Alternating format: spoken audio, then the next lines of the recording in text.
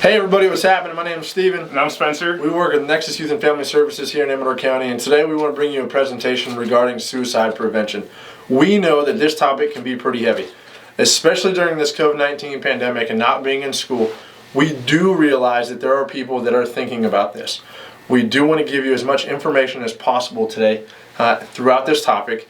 We want you to know, first and foremost, that we are a resource for you. Yep. So for today's presentation, me and Steven are actually going to be stepping aside and allowing our coworker, who's a therapist here, her name is Dulce. She'll be taking over the presentation and giving you guys her expertise on this subject. So give us 1 second, we'll be right back. Hey everyone, my name is Dulce. I am a therapist here at Nexus Youth and Family Services, and I will be giving a presentation on suicide prevention.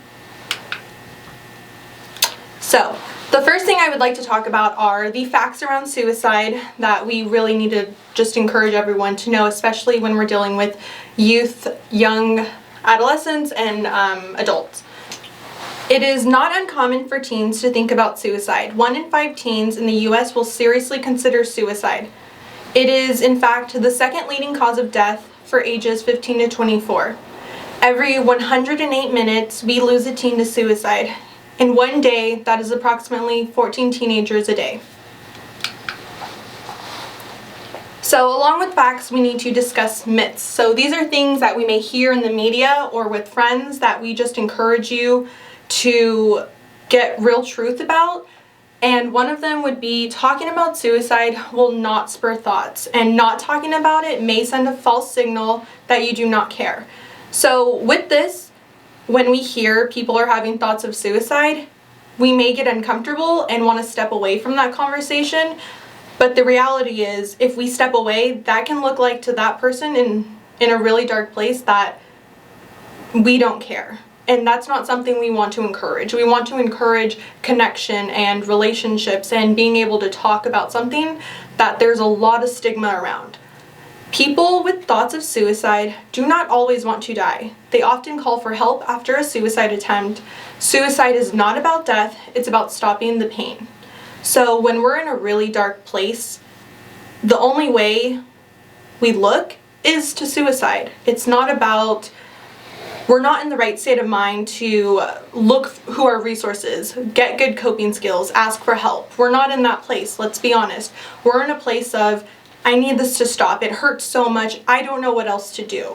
And so we really need to stay away from the myth of people who are having these thoughts want to die. That's simply not the truth.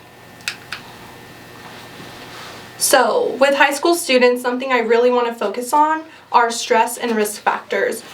So for high school students, that can be school itself, family pressures such as divorce, families who are splitting up, having to move somewhere out of the current situation you're in.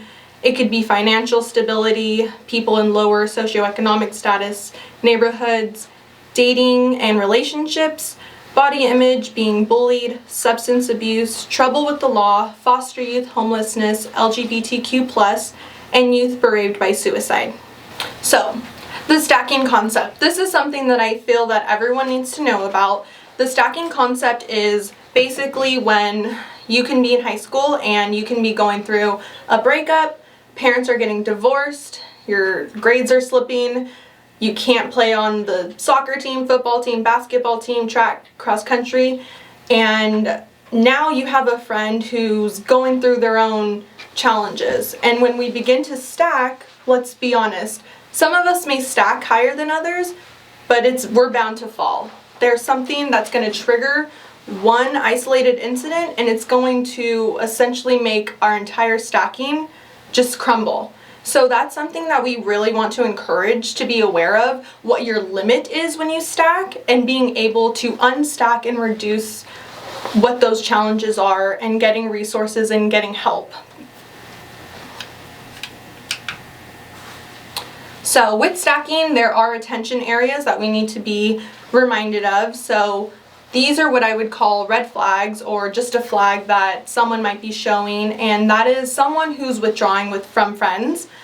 If you see a friend who's withdrawing, check in on them. If they have irregular behavior, check in on them.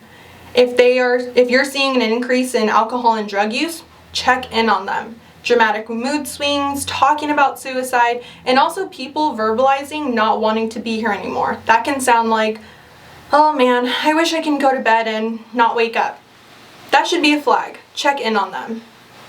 So after you hear someone verbalizing that they don't want to be here or they're having thoughts of suicide, there's 3 things you're going to do next. 1 is stay with the person. Unless there is risk of harm for yourself, in that moment, you are that person's lifeline. The second thing to do is listen, and really listen. You're not there to solve their problem. Please use empathetic and encouraging language, such as, I hear you're going through a hard time. I see you. I hear you. Let me be someone that can help. Let me be your safe place. Sometimes people just need someone to hear them and see them, especially when they're in a dark place. The third thing would be to get or call for help immediately. Call 911, go to the nearest emergency room, or please call the suicide hotline, which is 1-800-273-8255. If you're on a high school campus, that could be talking to a teacher, a principal, a counselor, a coach, or one of our youth advocates. After helping someone in a crisis, you're going to be fatigued, tired, maybe a little hungry, and definitely emotionally drained. What you need to do for yourself is get some self-care in. That can be some me time, either that's running, jogging, exercising, speaking to someone who you trust, a trusted adult, someone who's your confidant, and just really understanding who is there to support you. You're supporting someone else, now it's time to take a step back and get some support for yourself. Thank you so much. Back to you guys. So just to reiterate what Dulce just said, we want to thank her for being here with us today.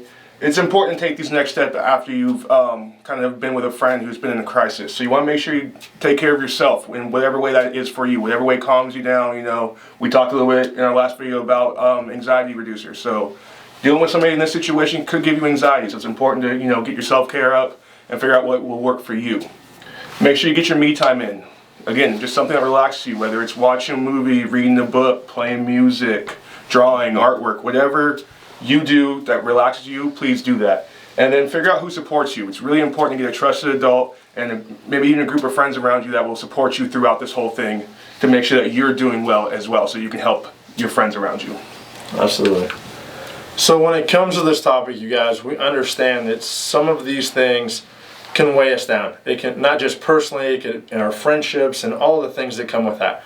So we want you to know that those of us at Nexus, one of the main reasons that we're here and we do what we do is because we care about you guys, and we want to make sure that if you're going through a tough time, that we want you to know that we're a resource for you, regardless of what it is, especially when it comes to this topic. In Amador County, we have astronomical numbers when it comes to this with attempted suicides.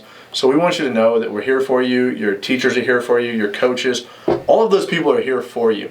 So we would hope that you would take some of this information and apply it. We know it can be challenging to do the things and take the steps that are needed, but we would encourage you to do so. And as always, if you need to get a hold of us, Spencer or myself or even Dulce, just give us a call. Our telephone number is 209-257-1980. Listen to the extensions and pick which number you want and get a hold of us. And as always, guys, stay healthy and stay safe.